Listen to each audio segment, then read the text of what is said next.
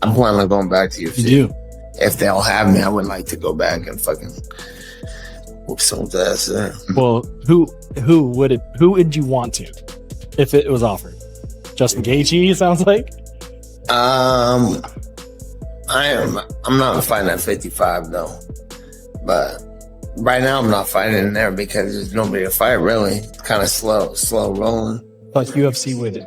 I don't really have a name in mind right now in the UFC. That's why I'm not there right now in West.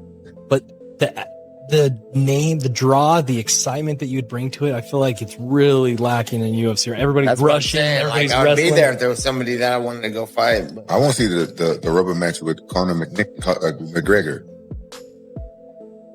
With time for sure. Yeah, whenever he's back. Me and him for sure got unfinished. There's another fight that would sell and it would be huge. It would be that. It would be Diaz 3. Oh yeah. That could be, especially if Diaz gets past Poirier. Yes. Even if he doesn't.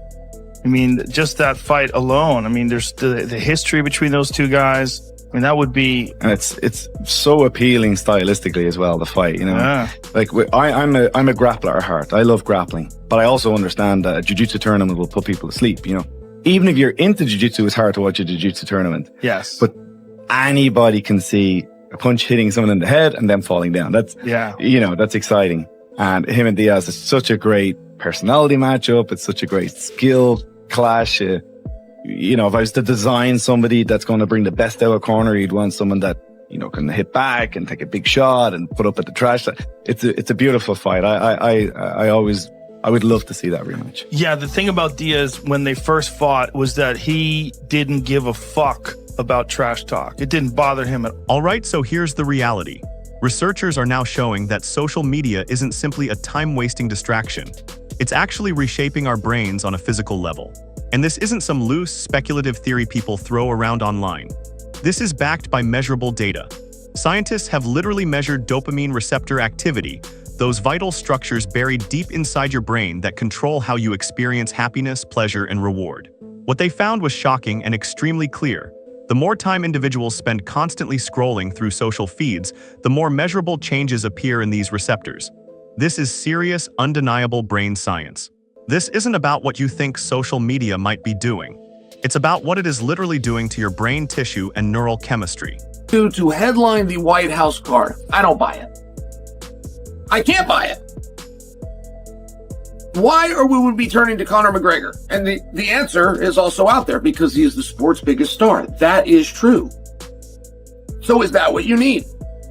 If you've got the open checkbook and you've got the magic wand, without saying names, do you say, I'm going to put as my main event the sport's biggest star? Is that your answer? Doesn't matter who he's fighting. What if it's a championship match? You have an open checkbook and you have a magic wand and you don't use any names, but you're going to put the championship on. Would you say heavyweight?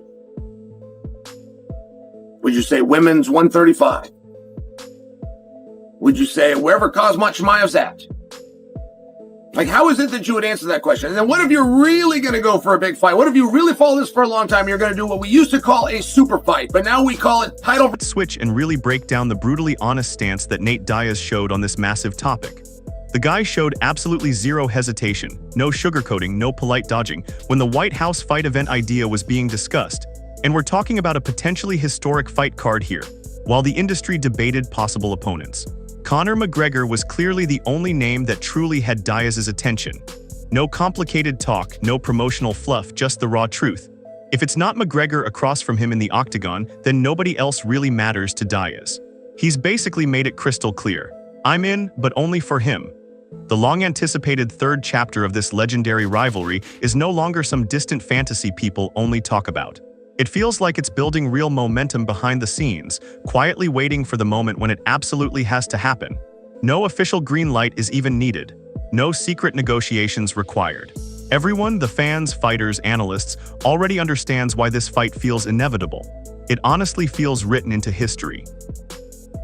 When you look at the situation from every possible perspective, that matchup, that trilogy fight, would have been perfect. It just feels like something that was always meant to happen. The type of fight that can energize an entire sport overnight. Think about the storyline layers, the history, the tension, and the massive personalities both fighters bring. Everything lines up naturally, promising something that would be remembered as an all-time iconic moment. But it's not completely off the table. And this is where things start to get more complicated. Dana White, the president of UFC, stepped in and, you could say, strongly cooled down all the immediate trilogy hype. He stressed that time, and time itself, is the single most important factor in this extremely fast-moving and unpredictable sport. Just think about this for a moment. One single year in mixed martial arts. Just 1 year in this high-stakes environment can, and very often does, completely change everything. What's happening and getting something to talk about, something to watch, and I'm looking forward to that fight actually. Now fans want it. Devontae Paul should be good, and then because what else are you looking forward to? Hurry up. Nothing. Hurry up. What else? If it's not you, McGregor, Ryan, it's nobody. So it's good. It's good. Now fans want you versus McGregor 3. Do you want that fight? Yeah. Point becomes even more relevant considering Conor McGregor has only hinted at a possible return. And while Nate Diaz has clearly shown interest in fighting again, nothing official has been confirmed. White made it clear that feeling certain right now is almost pointless. The UFC's matchups, title holders, and even the company's main strategic plans can shift instantly. He warned that by next July 4th, the entire fight landscape could look so different that today's discussions and excitement might end up meaning nothing. So to be clear, the idea of McGregor versus Diaz 3 is not dead at all. But it's also nowhere near being officially signed, approved, or announced. Right now, it's simply waiting for time to decide. Back in the pool, Nate Diaz said he would love to be the opponent. Are you interested in that trilogy? That fight's a year away. Landscape will change so much by next 4th of July. Who knows what's going to happen? Who knows who's going to be on the card? What the main event will be, or who will hold all the titles? Everything could be completely different. So it's not even worth thinking about. Unlike Dana White's cautious wait-and-see approach, Michael Bisping immediately looked past current talks and focused on what he believes is the obvious reality. For Bisping, there's no debate and no uncertainty. His opinion is very direct. If Nate Diaz returns to the octagon, and if Conor McGregor also fights again, then that matchup is the one that has to happen every single time. In his view, their rivalry already stands among the greatest feuds in UFC history. Putting that fight on a White House fight card, an event already designed to be historic, wouldn't just be another fight on the card. It would instantly set the tone and energy for the entire event, especially if it sits alongside other massive matchups at the top of the card. Back. But if he was, and if Conor McGregor does actually make it back, I think that's the fight to make all day long. The one-on-one, there were some of the biggest fights in UFC history. Nate Diaz versus Conor McGregor at the White House would be absolutely insane. It probably will have Tom Aspinall versus John Jones in the main event. It probably will have Conor McGregor versus someone, Michael Chandler or Nate Diaz, in the co-main event. So that just kind of sets the tone for how big that card would be. What do you think? Do you think Conor McGregor will actually make it back? Of course, he hasn't fought since 2021, right? It's going to be 5 years since he last fought. I, for one, fair play to the guy. Fair play, man. Respect. He doesn't need to do this. He doesn't need to come back. He's got lots of other avenues and ways to make money, but fighting is something that never leaves you, okay? It's a part of who you are. It's in your DNA. It's part of your soul. And he wants to come back and he wants to get his hands raised in victory. Of course, he wants to come back. Reasoning goes beyond simple promotion.